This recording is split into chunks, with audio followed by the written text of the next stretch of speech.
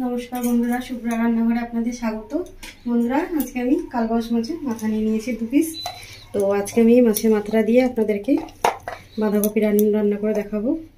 তো চলুন বন্ধুরা, দেখে নেবেন আমি কীভাবে রান্নাটা করে নিই। বন্ধুরা, মাছের মাথাটাকে ভালো করে লবণ দিয়ে আগে থেকে মাখিয়ে রেখেছিলাম 10 মিনিট মতো। তো মাছের মাথাটা আমি ভেজে নেব।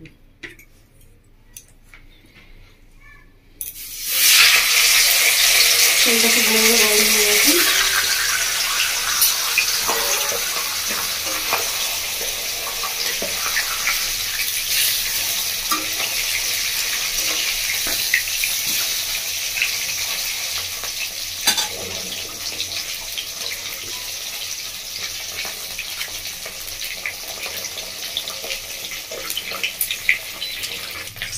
দেখুন বন্ধুরা, মাছের মাথাটা ভালোভাবে ভাজা হয়ে গেছে, একদম লাল লাল করে।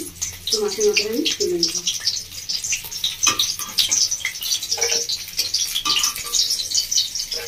বন্ধুরা, মাছের মাথা তুলে নিয়েছি, সাথে যে মাছ ভাজার তেলটা রয়েছে মাথা, ওই তেলটা আমি ঢেলে রাখবো। এই সময় রান্নায় রাখবো। তো কড়াটা ধুয়ে ভালো করে পরিষ্কার করে নেব। দেখুন বন্ধুরা, কড়াটা ধুয়ে আমি পরিষ্কার করে নিয়েছি। কড়ার মধ্যে দিয়ে দেবো আমার জল।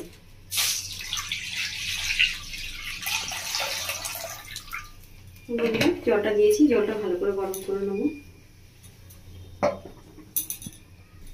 দেখুন বন্ধুরা, জলটা খুব ভালোভাবে ফুটে গেলে জলের মধ্যে দিয়ে দেবো 1 চামচ মতো লবণ দিয়ে দিয়েছি বন্ধুরা। এবার কেটে ধুয়ে রাখা বাঁধাকপিগুলো আমি দিয়ে দেবো।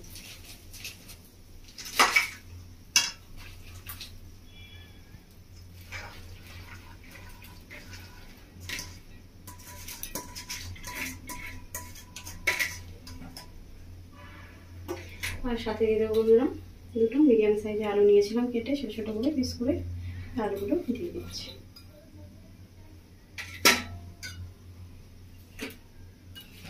আলু আর বাঁধাকপিটা জলের মধ্যে এভাবে চেপে চেপে সেদ্ধ করতে দিয়ে দেবো।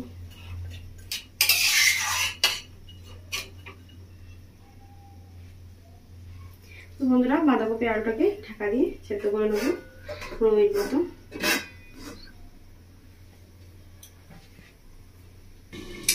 বন্ধুরা, 15 মিনিট মতো হয়ে গেছে, দেখে দিচ্ছি। বন্ধুরা, বাঁধাকপিটা খুব ভালোভাবে সেদ্ধ হয়ে গেছে, আলুটাও খুব ভালোভাবে সেদ্ধ হয়ে গেছে। তো আমি এবার জলটা ধরে নেবো বাঁধাকপি।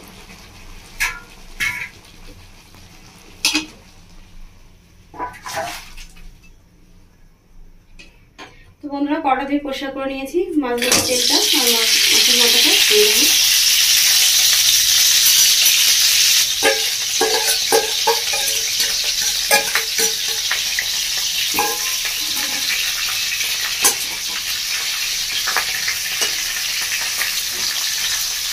তেলটা দিয়েছি, মাথা তেলটা। এবার আমি ওপর থেকে তেলটা দিয়ে দেবো।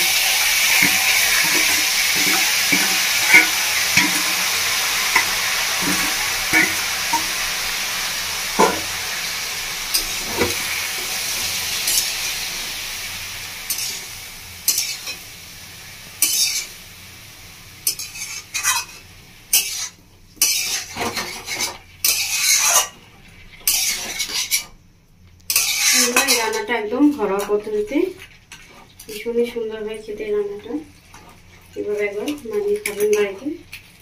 অবশ্যই আপনারা তো অন্যরকমভাবেই খান বন্ধুরা, মারাবার বাড়িতে রান্না করে।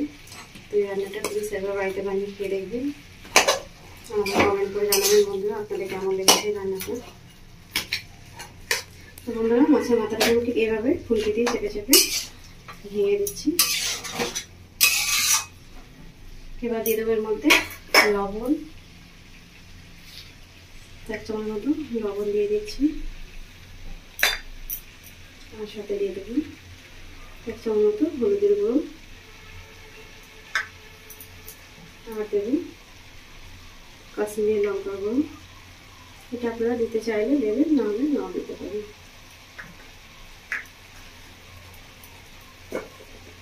ভালো করে মশলাটা কষে নেব।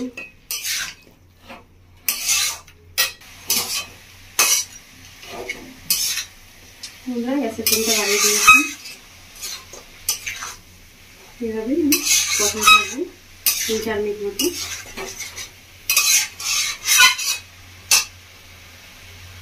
বন্ধুরা এদিকে আমি কিছু গোটা মশলা নিয়েছি, গোটা মশলাটা আমি বেটে নেবো। দেখুন বন্ধুরা কী কী নিয়ে নিয়েছি।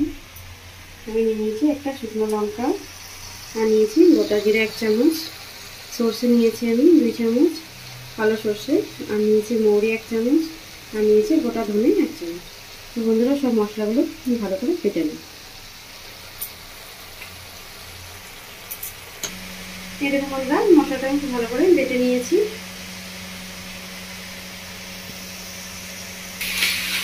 মশলা 2 মিনিট মতো ভালো করে কষিয়ে নিয়েছি বাঁধাকপিটা। এবার বন্ধুরা আমি দিয়ে দেবো বেটে রাখি মশলাটা। তো বন্ধুরা মশলাটা বলতে আমি জল দিয়ে নেবো।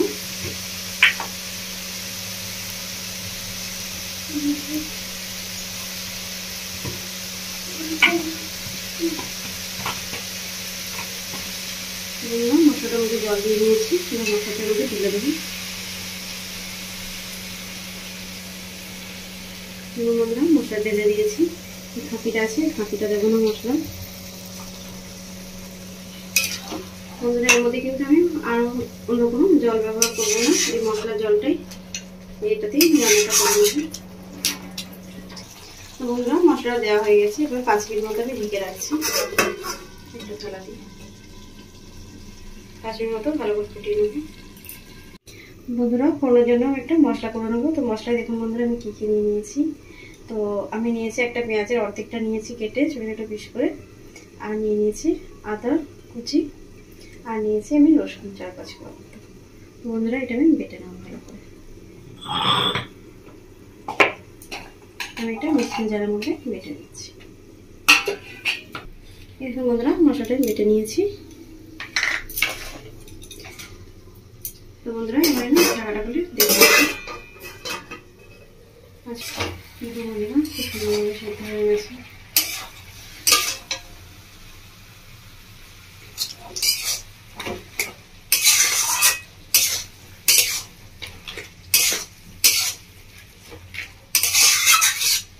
তো বন্ধুরা ভালোভাবে সেদ্ধ হয়ে গেছে, আমি একটা জায়গার মধ্যে ঢেলে দিচ্ছি।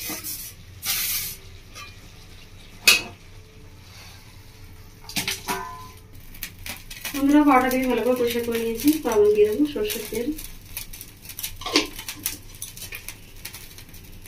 তেলটা খুব ভালো করে গরম করে নেব।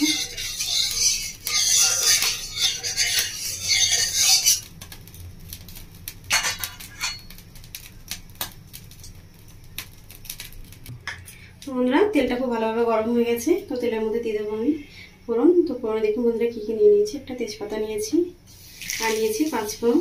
আমি দিয়েছি 5 ফোড়নটা। 5 ফোড়ন তেজপাতাটা ভালোভাবে ভেজে নেব।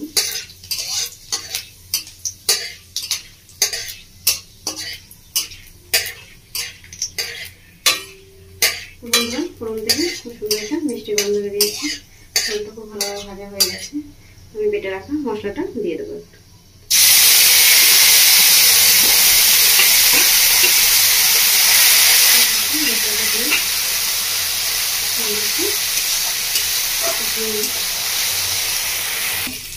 মশলাটা খুব ভালোভাবে ভাজা হয়ে গেছে। এবার ঢেলে দেবো আমি।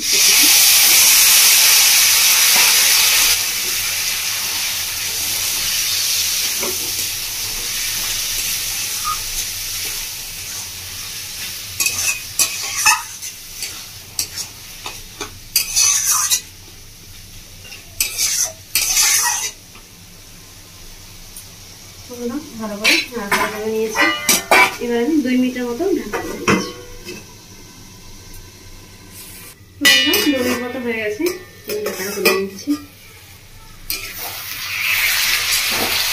রান্নাটা আমার হয়ে গেছে খুব সুন্দরভাবে। আপনারা দেখে বুঝতে পারছেন খুব সুন্দর একটা মিষ্টি গন্ধ রয়েছে।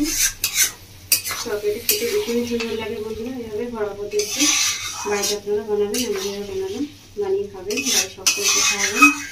আমায় কমেন্ট করে জানাবেন বন্ধুরা আপনাদের কেমন লেগেছে কালবাউস মাছের মাথা দিয়ে বাঁধাকপির তরকারি। বন্ধুরা আমার রেসিপি দেখার জন্য আপনাদের অসংখ্য ধন্যবাদ। আমার চ্যানেলটিকে আপনারা লাইক শেয়ার সাবস্ক্রাইব করে দেবেন বন্ধুরা। ধন্যবাদ। বন্ধুরা রান্নাটা হয়ে গেছে, আমি গ্যাসটা অফ করে দিচ্ছি।